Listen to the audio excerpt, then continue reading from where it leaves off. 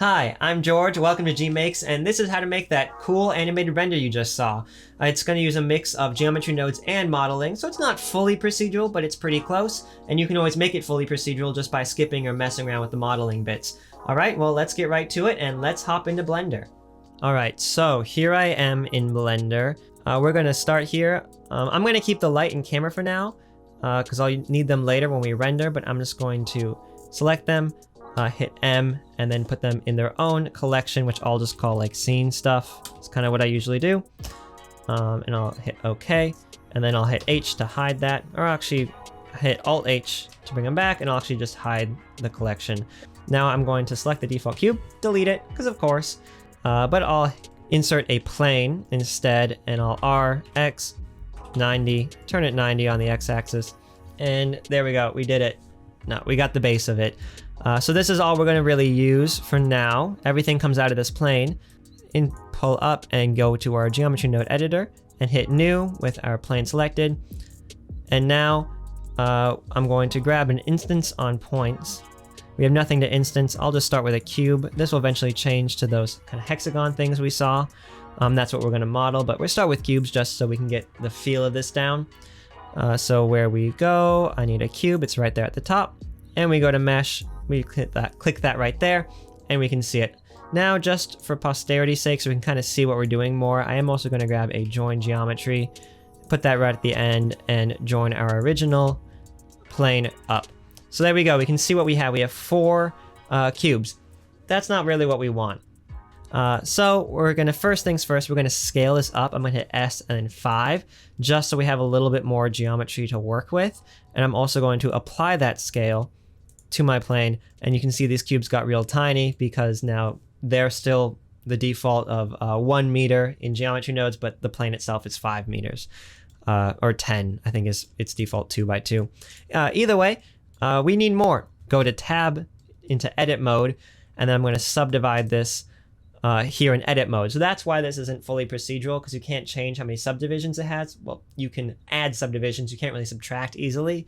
So that's why this isn't fully procedural. But if you wanted to make it that, you could just go right ahead and not offset these points like I'm going to do and just make everything perfectly in line. Either way, we are going to go right ahead and subdivide. And you can see that gave us a bunch of points. I'm going to keep upping until there's 4 by 4. I'm going to go for a total of, we'll up this to have a whole bunch to get really illustrate. We'll go an odd number again. We'll go 7. So I have 5 subdivisions, and I have 7 by 7, a 7 by 7 square. Perfect. I'm going to tab back into object mode, and here we go. So that's basically it. We've done it, but I'm going to scale these up just a little bit. So I'm going to grab a value node down here in my geometry editor, value, plug that right into my scale. It's starting at 0. We're just going to keep adding 0.1 until I get them roughly where I want. So the little space between them, I could go like 1.7. They start intersecting. 1.6, great for now. So yeah, that's it. But now we're going to actually animate this first, and then we're going to add kind of our object that we model onto it.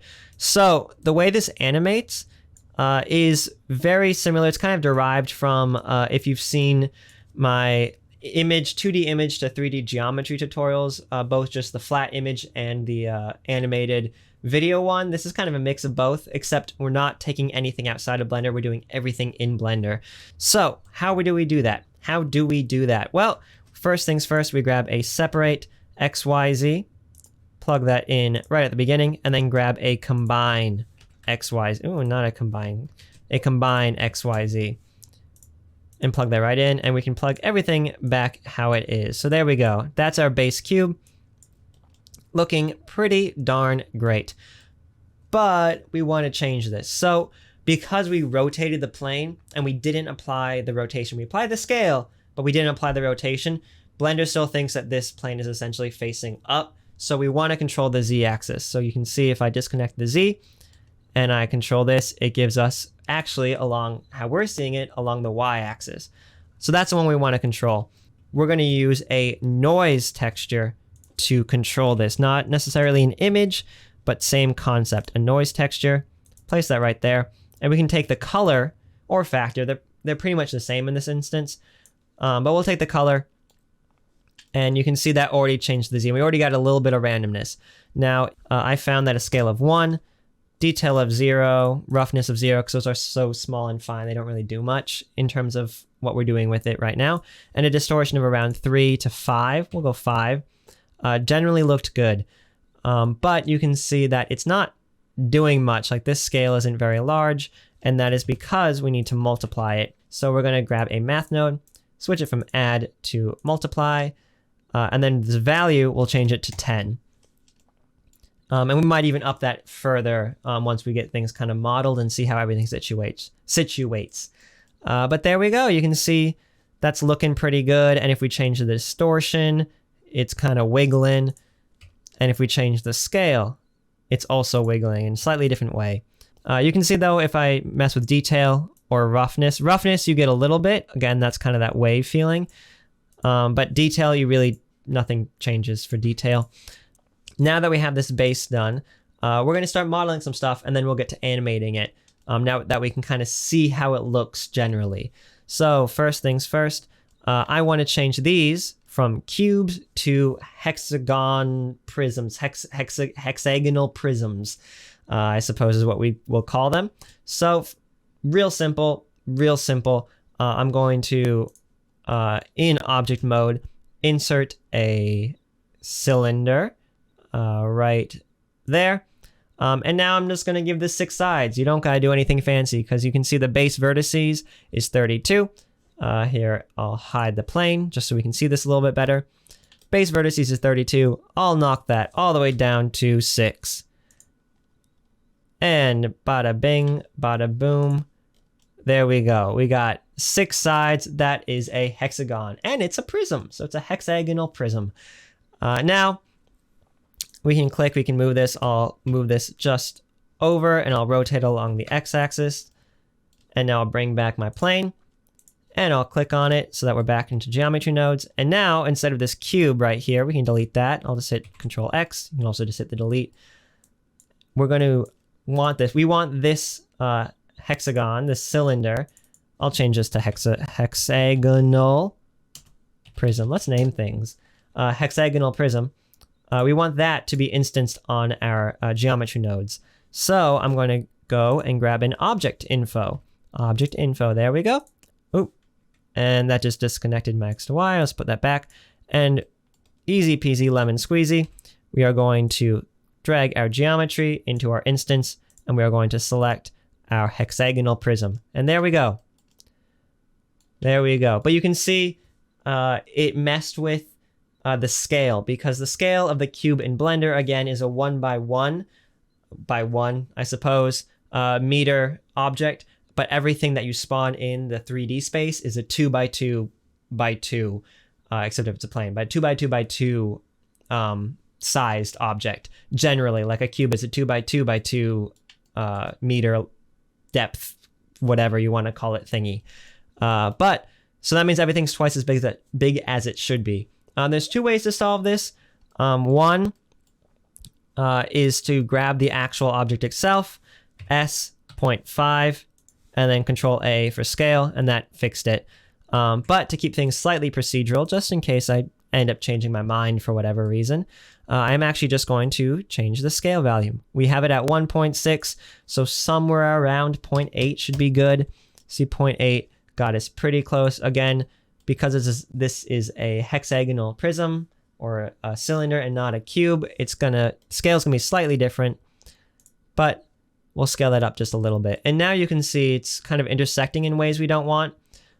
So we could rotate our object again, and this would be along the Y, and we could input the rotation or whatever, but instead I'm just going to change the rotation on our thing right here.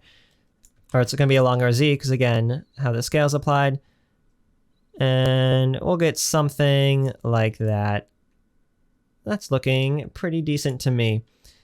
And we're actually going to want it something like this. Will actually be pretty good how it's originally done. I'm going to offset it just a tiny bit to give a little feel, because these are all in a perfect grid. That's the thing that's not making sense. They're all in a perfect grid. when in reality, if these things were on top of each other, they would not be. So what we're going to do is we're going to tab back into edit mode with our plane selected. I'm actually going to go ahead and hide this geometry node for a second. And in edit mode, starting at the front, we're going to grab each or every other row of our geometry. And what we're going to do now is we can just very simply, I'm going to turn that geometry node back on, hit G and X, and we can shift it left to right until it looks right, perfect. Now I'm going to grab all except the bottom one, G, Z, and I'm going to scale those along the Z axis just to bring them a little bit closer, and then move them down as well. You could also just scale the whole thing along the Z in edit mode with the objects. You don't want to be scaling your instances at all. But again, we have them as this object, so they won't be scaled because this object would have to be scaled as well. And there we go. That looks a little bit better. I'm also going to go right back ahead and tab out of edit mode and mess with our scale a little bit more, just to get a little more precise. I think it was at 0.99, 0.95 will be pretty good. And I'm going to change this rotation just a little bit again. Again, this doesn't have to be perfect, especially from the angle we're viewing at it. We won't really notice any slight clipping, but I want that slight angle to just make things look slightly less perfect and a little more realistic. So there we go. That's the base of it. We've got this object, move it a little further away, that we've instanced and we've modeled into the base geometry. We'll do a little furthering to clean up when we start looking at how this looks as a rendered thing. But now let's get the cube. We're going to give that little tube around it. And that's, again, a pretty simple model. We're just going to insert a cube, and we're going to scale it up until it covers our object. Perfect. And then we can even scale it along the Y a little bit. Move it back until things start poking out. And then we can just mess around with this positioning a little bit. And it doesn't have to be a perfect cube. There we go. And now we're going to tab into edit mode. We are going to hit 3 to select this face. I'm going to inset it just a little bit. Kind of eyeball in. Yeah, not going to be super thick. And then I'm just going to turn on wireframe, look from the side, and then we're going to E extrude along the Y. And I'm just going to extrude it all the way back. You could go all the way through and delete this face or whatever, but I don't need to go that much because I'm not looking through it. We'll just see this opening right here. And now, still in edit mode, I'm going to Alt-Z so I can select just this top bit, and I'm going to bring that down just until it's just on top. Again, nothing super precise here, because from where our camera will be situated, you won't really be able to tell how things are resting on this. But if it's bothering you or you really want a certain look, go ahead and do your own thing. And bada bing, bada boom, we've got the basis of our geometry. And now we're going to clean this up a little bit just to get things looking good. And this is all going to be the same thing, so I'll probably speed through a bit of this.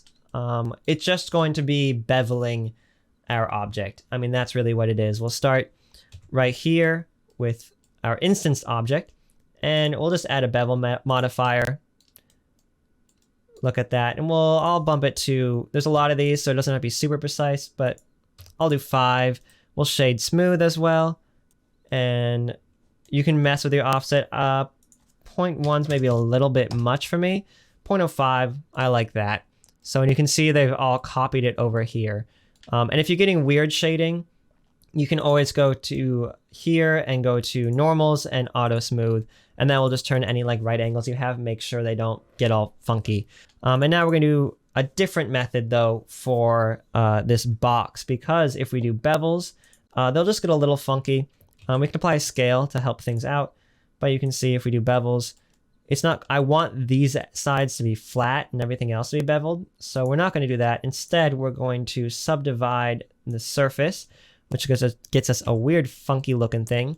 But if we go into tab mode, we can just Control R to insert some loops, and just drag them to the edges until we get the look we want. And this is also nice because this does allow you to kind of mess with how much of that curve you get. The back I don't really care about. I'll add just another one here and another one right here in the middle. And then we'll add a couple more. Like I said, this is gonna be a little bit of fine tuning, so I think I'm just gonna speed up through this. So enjoy sped up George working out these angles and everything. I'll see you at the other side of that when I slow back down to normal speed.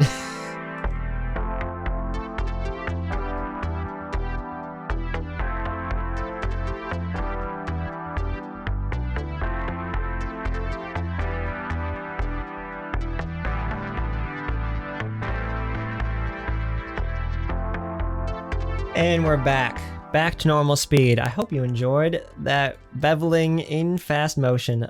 Just to recap of what I've done, I've taken that subdivision modifier, I've kind of finessed these corners, and we've now got a rounded tube. Now we're going to get to the animating. That's the fun part, ain't it? So there's a couple ways to control this, just like before. You can, like I said, control the scale, which is pretty cool. You can control the distortion, which gives you a little more of a wave motion. So first things first, you can just easily animate this. So I'm going to set my frames to 30, just to be nice, 30 FPS. And I found my final render was 500 frames, 499, but without the last frame because it looped. So I'm going to set to 500. I can hit I over this distortion value of 5 on my first frame, and going to my last frame, I'm going to change this. We'll see what -5 looks like. I want to pass through 0 just to illustrate something, and I'll hit I again. And now if we go, this might be a little slow, but you can see we're going through, and we get a nice little wave bit. This is very lazy, but using anything like this, animating any of these values, you can't really get a nice loop.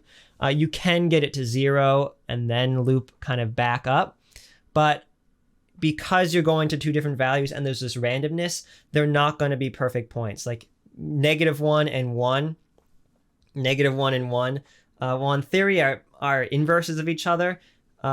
They are actually in practice inverses of each other. So when you try to get those to match up, all the values are flipped. So you can't get that perfect loop, but they do pass through 0. So if you use scale, we'll just click here. If you use scale of 0, they all even out pretty much. So you could use something like that where you pass through 0 and it loops back. I just don't like that kind of boomerang effect. So instead, if I clear these keyframes and I'll go back to 5, instead what I did is I used an outside force to drive this animation. So we're going to do that right now. So I'm going to go ahead and I'm going to insert an empty, just a plain axis, and we're going to move this along the x-axis, and then along the y, and then along the z, just to get it into the fully positive plane on x, y, and z.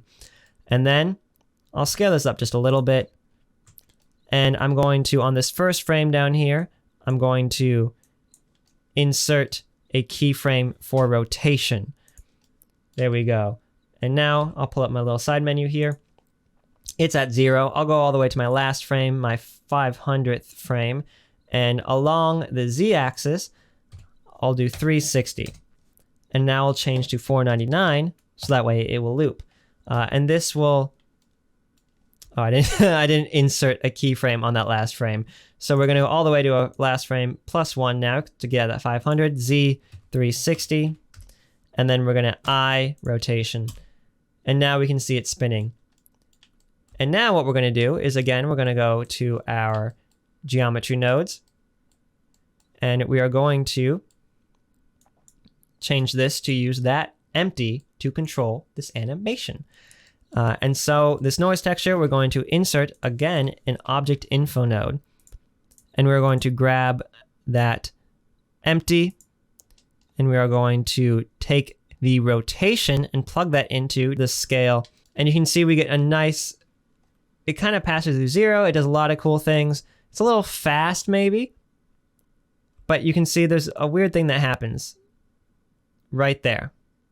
So if I select that boy, you can see as this rotates and passes through 180,